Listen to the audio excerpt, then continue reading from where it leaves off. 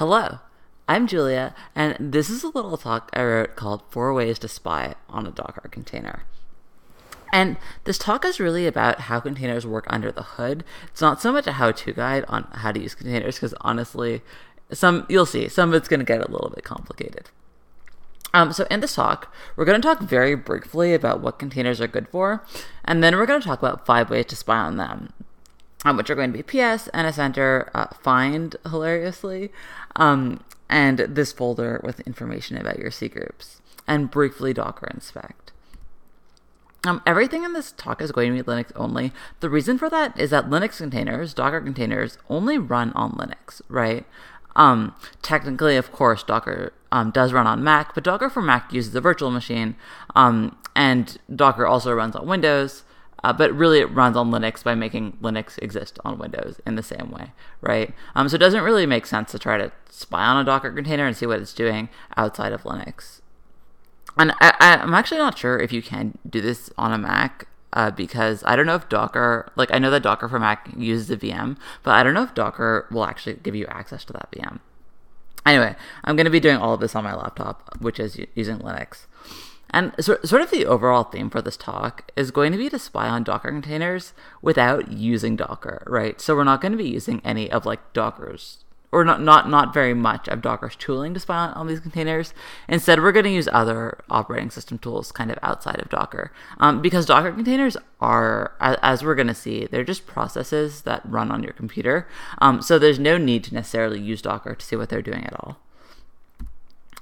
So very briefly, what are containers good for? What's the point of them, right? And containers are good for a lot of things. I'm going to talk about one specific use of containers, which is sort of to use as a build tool. So as an example, my friend Andreas wrote this code 3 years ago for a talk that he gave. And let's say that I today want to run that code. So he wrote this code in Rust, using a version of Rust from 3 years ago. And if I wanted to run his code, that would mean I would need to sort of install that old version of Rust. Maybe there's some incompatibilities, right? Maybe it's hard to install that version. Then maybe I need to screw up my own Rust installation. Maybe I wanted the newer version and not the old version that he used. And I can easily imagine taking sort of hours, right, to get the environment set up so that I could look at his code and get it running and getting it working on my laptop. And so what Docker gives you is it gives you sort of an isolated environment where I can install Andreas' code really quickly and really simply without breaking my Rust setup. And the reason I'm using my friend Andreas' code in particular is that he set up a Docker file in a Docker environment for other people to run his code when he wrote it. And I just happen to have it already on my laptop. So let's go check it out really quickly. I have this directory is where he had his Docker file. So you can see he downloaded Rust 1.8.0 into the container and installed some build tools and then run cargo builds, and cargo is just the Rust build tool. So it's not super important what this does. To build the container, you just run docker build dot. And this happened instantly. It didn't happen instantly because Docker is magical and it can build everything instantly. It happened instantly because I already did it. And Docker had already cached all the results on my laptop. And so we're just going to start up this container really quick. So I'm going to do docker run -it this thing /bin/bash. Oops. bin/bash. Okay. And this is going to just start us out in this container. I know that if I do cd/circ inside this container, which has its whole own file system, right, which is unrelated to my laptop's file system. If I do cargo test, which is just going to run the test for Andreas' code, you can see it starts running some tests, right? So this is really great. But we're not super interested in this code. We want to spy on this container and find out more things about it. So what can we do? The first tool that I want to look at is PS, right? So PS is just what we use to look at the processes on my computer. And what I'm going to do is I know that I'm running cargo test right now in the container. And what that means is that cargo test is also running on my laptop, right?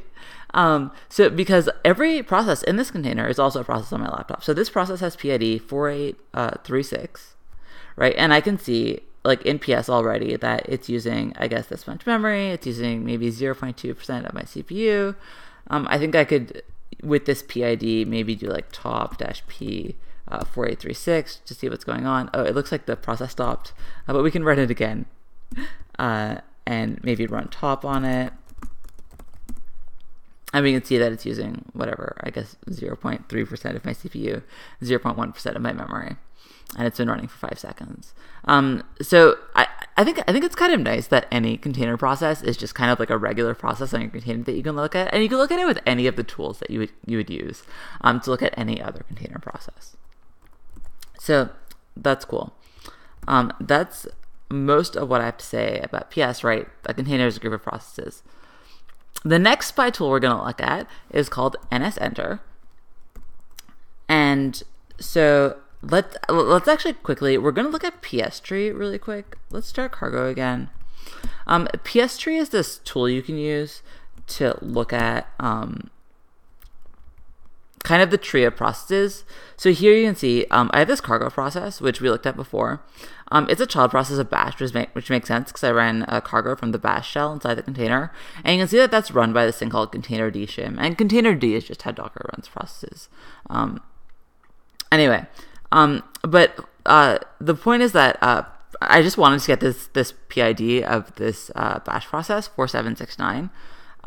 Because what I want to do is I want to start looking at some of the network namespaces. So what's a namespace? Namespaces are kind of what make a container seem like a virtual machine, right? Because when I'm running this container, when I'm building something in the container, I don't think of it as being my computer, right? I kind of think of the container as being a different computer, which has a different file system, it has different users, it has different processes, it's its whole own thing, right? And it's almost like a virtual machine, even though I just said that it's not, and that the processes are actually running on my computer. And nsenter is kind of like, it's a little bit like Docker exec. It lets you run processes using the container processes namespaces. And so we're going to experiment with this a little bit, just to kind of see what this means.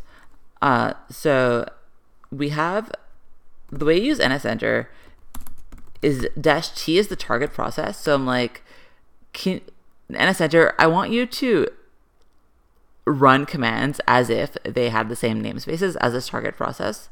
And we're going to start out by just, I think we're going to pretend that we have all the same namespaces as the target process to start. So I can do like ls/. Oops, I need to put in my password. And you can see that this is different from what if I do ls/ on my laptop. So if I do ls/ on my laptop, I get, whatever these files. And ls/ inside in the containers file system namespace, which is like its view of the file system, is not the same. It has, it doesn't have a VM limits file, for example. If I run top, you can also see this is quite different because I only have two processes running, which are bash and top. And if I run top on my laptop, you can see I have all kinds of stuff running, not just two processes. Another thing which is different here is you can see the PID is different. So the PID of bash is 1. And the PID of bash on our computer is like 4,000. And what this means is that our container has a different process namespace, at a different PID namespace, which means that the processes are the same, but the like PIDs that those processes are assigned inside the container are different. Another thing that's different inside this container is its networking. So if I run ifconfig to look at its network interfaces, inside the container, you can see there's two network interfaces, the loopback interface, which is normal, and kind of a fake Ethernet interface, which has the IP address 172.17.0.2. On my computer, this is not what I have at all. I have a Docker network interface, which is a thing that Docker set up. I have ENP0S25, which is my real Ethernet card. I have a wireless card. And yeah, so ifconfig here is running in the network namespace of the container. That's what makes it have a different view of what's going on with the networking. And this is what lets me run processes that are listening on that can listen on a port that conflicts with something that I'm running on my host. So I could be listening inside the container on port 8000, and I could also be listening have a process listening on port 8000 on my host, and they don't conflict at all. And that's because they're in different network namespaces. If I wanted to just mess around, I could run /bin/bash using nsenter, and then I can run top or whatever I want. And so nsenter is really like Docker exec, and you're saying run these processes in the same network namespace as my container. The system call that nsenter uses is called setns. We can see that just by using strace. So setns changes the namespace that a process is using. So there's 6 namespaces here. There's a cgroup namespace, IPC. I'm not sure what that is. I know UTS is what sets the host name, I believe. So the host name of my container is F103 whatever, and the host name of my host is Kiwi. So those aren't the same. That's like the kind of the silliest namespace. Like, it does so little. It just sets the namespace. There's the network namespace, the PID namespace. I'm not sure what NS is here. And I'm also not sure which one of these is the file system. Not clear. But setns is what sets the namespaces. And so running nsenter this way, like nsenter /bin/bash, is basically like running Docker exec. If you strace Docker exec, you won't actually see it calling setns in this way. I think this is because when you use Docker, everything is done by the Docker daemon, which is a different process. And I think Docker commands will typically send like messages over this like Unix domain socket that Docker has. So it'll sort of send a message being like, hey, can you do this thing? And then the Docker daemon will do it instead of like Docker exec doing it itself. I hope that made sense. But it's really the same thing that's happening as nsenter. So the five namespaces we talked about were the file system namespace, which is like what files you have, the network namespace, the PID namespace, the user namespace, and the host name. And you could have a process which just has a different file system namespace but doesn't have a different network namespace. And this is something that I've done with Docker before. So sometimes you might say like, hey, I want to have a Docker container, but I actually want it to be in the same network namespace as my host, because I just want to have I just want it to be listening as a regular server, and I don't need to have all the complicated Docker networking stuff. And this can be quite useful if you want to sort of simplify things. Typically, I would, like the network namespace is the main one that I would keep the same as the host, because having a container running in the same file system namespace I don't think is really that useful, because usually the whole reason you're interested in having a container in the first place is that you want to have a different file system to work with that's isolated from your host file system. And similarly sort of with the users, like you want it to have different permissions and different users, and not to be and to be kind of isolated in that way. And yeah, if you want to actually run something in a container, I would say to use Docker exec and not nsenter. But the point is to stay that like, you don't need to use Docker exec to do this. This is just like, these are features that Linux has already. So our spy tool number 3 is going to be about the layers of our container. So if we go look back here for a second, where we did docker build to build the container, you can see that there are 12 different steps to building this container. And each of these steps resulted in a new layer, which is basically a new file. So when we did, for example, like apt-get install build essential, that installed like GCC and all these packages.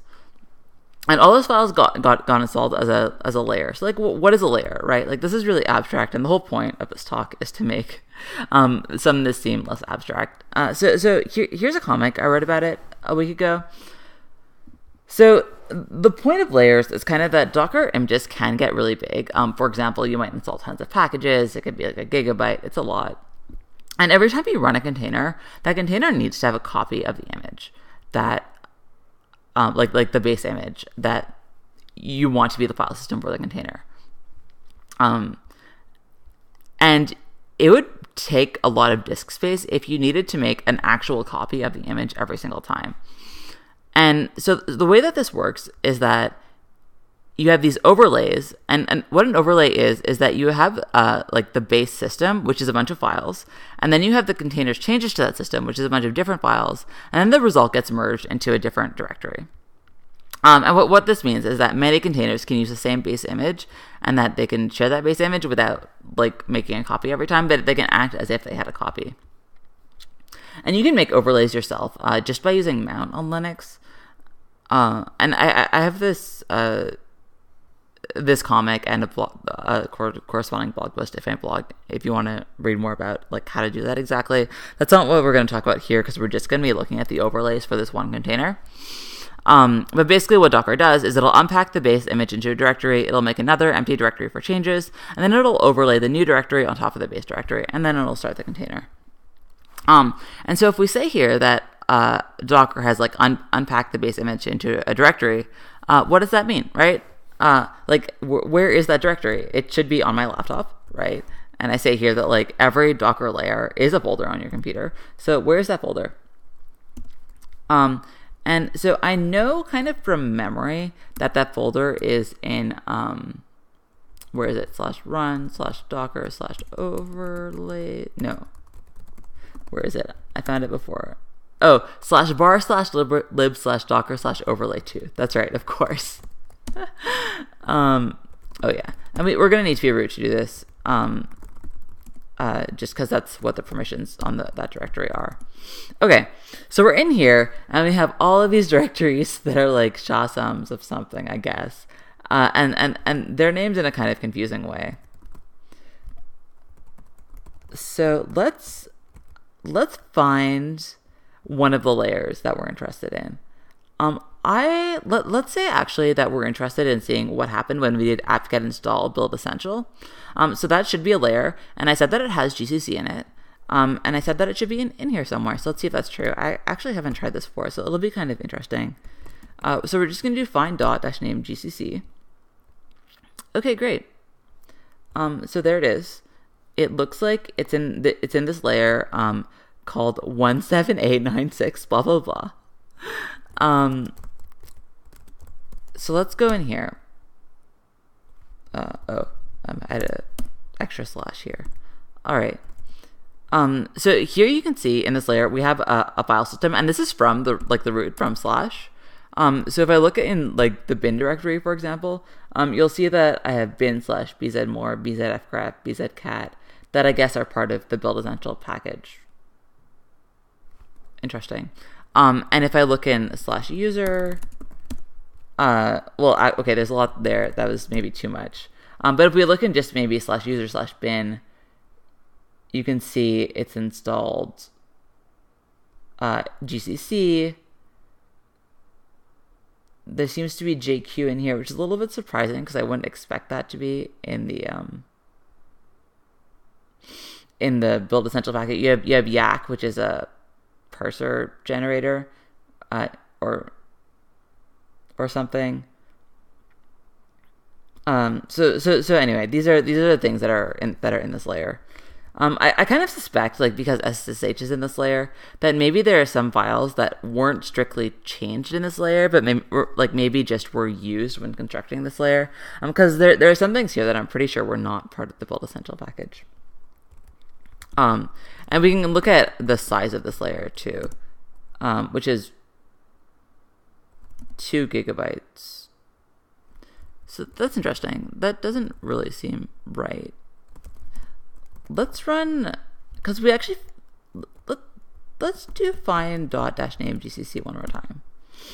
Because there are actually a couple of different versions of this, and I just wonder if that was really, because 2 gigabytes is way too big, I feel like. What? Okay, so then this thing, which looks like a layer, is only 100 megabytes, 994 FA. So let's look at what that is and just see. So if we go into the diff subdirectory again, which is like what we believe is the layer, and do find user, maybe just find user/bin. This is much more like what I would expect to see from the build essential package, actually. So here we have adder to line, we have GCC. I'm just going to sort this. NM, obj copy, obj dump, readelf, right. So this is what I think is maybe actually in the build essential package. and I think that this folder 94FA is actually what this layer is. And that the other folder was something that was combining multiple layers, maybe. Or maybe it was a different older layer. Like if we look at this, okay, this is a little bit old. Anyway.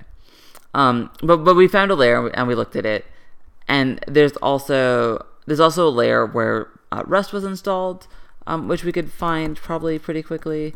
So if we looked for the cargo binary, and maybe if we just look for, I know that when Andreas set up Rust, he set it up in this folder by downloading this file called Rust 1.8.0 x8464 unknown Linux GNU.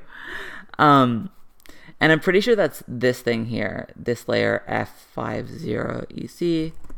We can look at the file size to make sure it's reasonable. It's 600 megabytes. That seems reasonable to me. And if we look in diff and we do like find user/bin,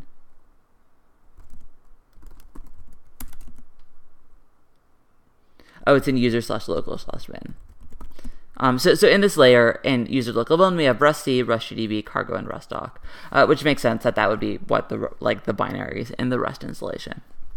All right, so we've kind of messed around and seen all these layers, but the nice thing is that these are all just files on my computer, right? There's nothing Docker doesn't have somewhere magical. They just have it in /var/lib/docker.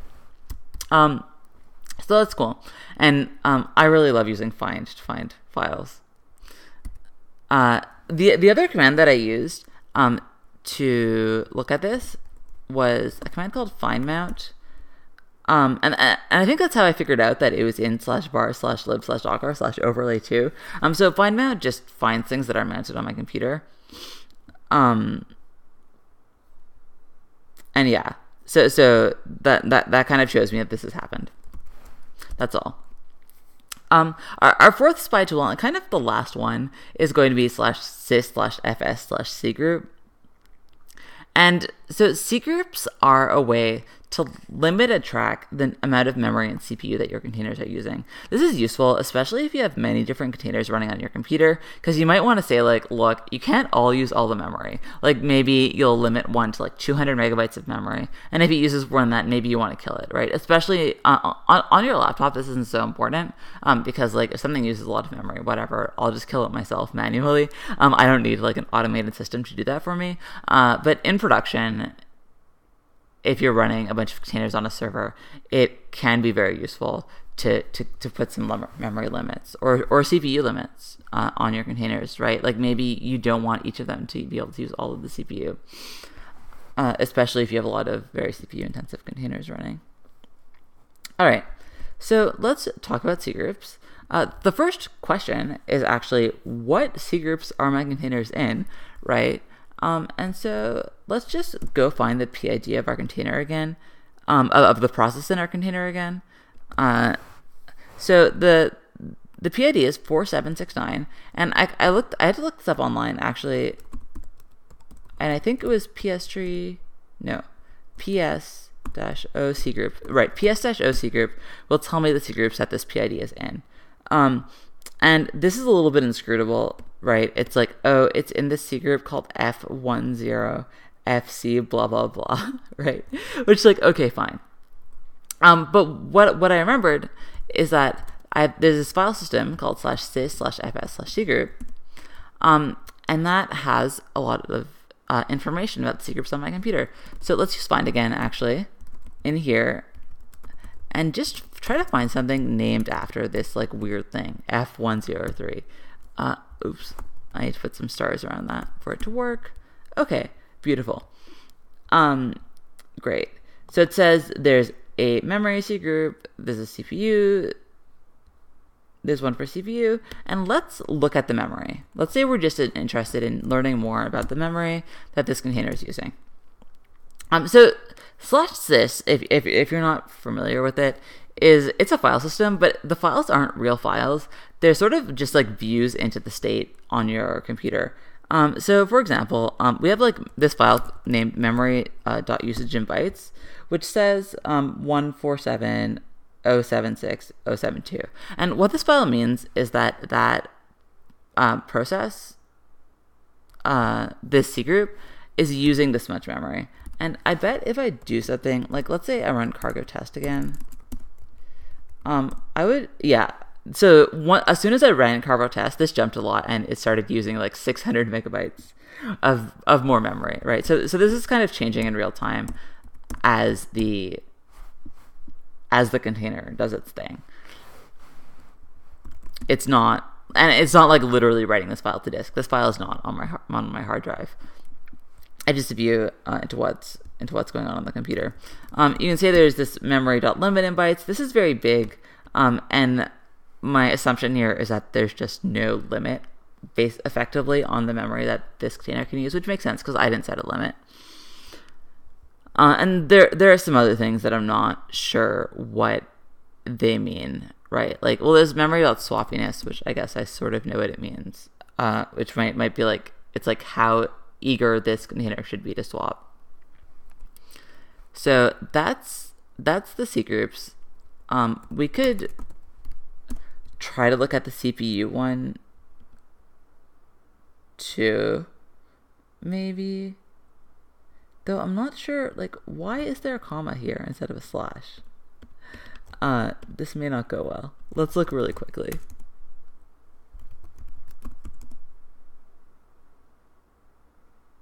Oh, interesting.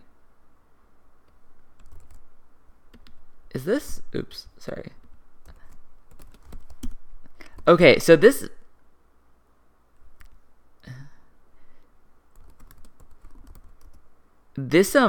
folder actually has a comma in it. And so what do we have in here? We have like CPU account.usage sys.usage user. Who knows? So this is something, I guess, about CPU accounting for this container.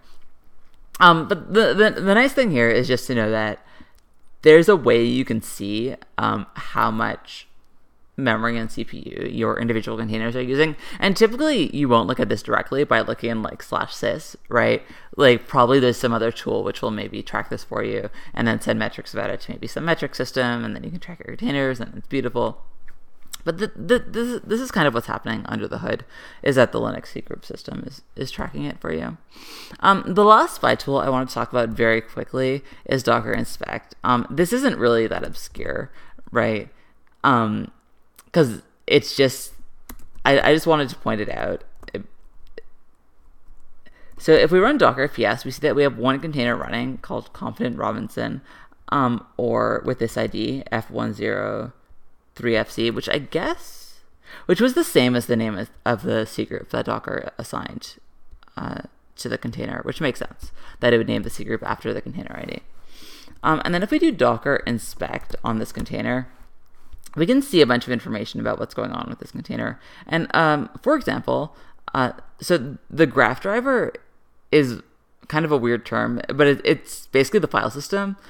So it lists all of the different layers here that make up the container. So this is the bottom layer of the container, which I would assume is like Ubuntu 14.04, which is like the base layer that I know that Andreas started with. And so this is saying that like this container's file system is all of these directories combined together in order and kind of stacked on top of each other. And then they're merged into this. And actually, you can do something fun here. So wait, I'm in /circ, right, in my container. And if I cd to this directory, I need to be root to do that. Otherwise, it'll be like, it doesn't exist, which is a lie. It does exist. I just don't have permission to see it. If I do cd circ, then actually what I could do is I could like edit some file and be like, hello. I'm in your container editing your files. So I'm doing this from just from my host file system, right? I'm not even in the same namespaces or anything. I've just found the directory that has the files for this container, and I'm editing them. And if I look inside my container, I see this file called hello, which is I'm in your container editing your files. So Docker inspect really is telling us the real place where this container's files are, right? It's just on the computer somewhere. And then there's some configuration. There's the host name, which we saw before. There's a bunch of network settings. And so I think it's nice that Docker inspect gives you a lot of details about what this container really is on your computer. I think that's kind of fun. And so let's wrap up. The point of this isn't to memorize how to use all these things or how to look at your containers in all these weird ways, because realistically, you're probably going to want to use, if you're working with Docker containers, especially in a development setting, you're probably going to want to use the Docker tools, right, to work with that container. You're probably going to want to use Docker exec and not nsenter, because it's easier to do Docker exec blah blah blah instead of nsenter -t what -all. What does it mean? But the point that I kind of want to make is that Docker isn't magic, right? Docker is a bunch of features that Linux has that are all combined together to make this thing called containers. And you don't really need to use Docker almost at all to kind of see what's happening in those containers, right? It just files on your computer. It just processes on your computer. It cgroups on your computer. That's all it is. And we looked at a few different ways to spy. We used ps, nsenter, find, /var/lib/docker /overlay2, this folder /sys/fs/cgroup, which gives us a view into the cgroups. And we learned that ps shows us the processes are just regular processes, which we can look at in regular ways. Nsenter shows us how the container isolation works, right? And that how it's a bunch of different namespaces. Find showed us the layers are just folders on our computer, and we can look at them. We could even edit them, which would probably be a bad idea, and things go very wrong. But I'm sure I don't imagine that Docker runs checksums every time you run a container to make sure you didn't change the file system. So I'm pretty sure you could edit them. And we found out with the cgroup that you can limit and track memory and CPU usage, right? And that the Linux kernel is doing that with cgroups. And so this is kind of how I like to work with computers. I like to learn the fundamentals of what is really a container, what is happening, instead of depending on these higher level tools all the time to understand what's going on. And I find that if I start there, it helps me really reason better about how to use these tools. For example, a piece of advice you often get with Docker is you should reuse your layers, right? If you have a big layer, you should use that, you should share layers between images. And the reason you should reuse layers, right, is what we learned here, which is that if every layer is a folder, and those folders all take up disk space on your computer, right, they're just normal folders on your computer, then too many big layers can make you run out of disk space, right, if you have a lot of different 1 gigabyte layers. And so it's better if you have let's say some 1 gigabyte layer, maybe if you could share that layer between, if it's not changing between your different containers, if you can just share that layer between different containers, which is something that you can do with Docker. So that's all I had to say about Docker. Thank you so much for watching. And I hope you know a little more about containers now.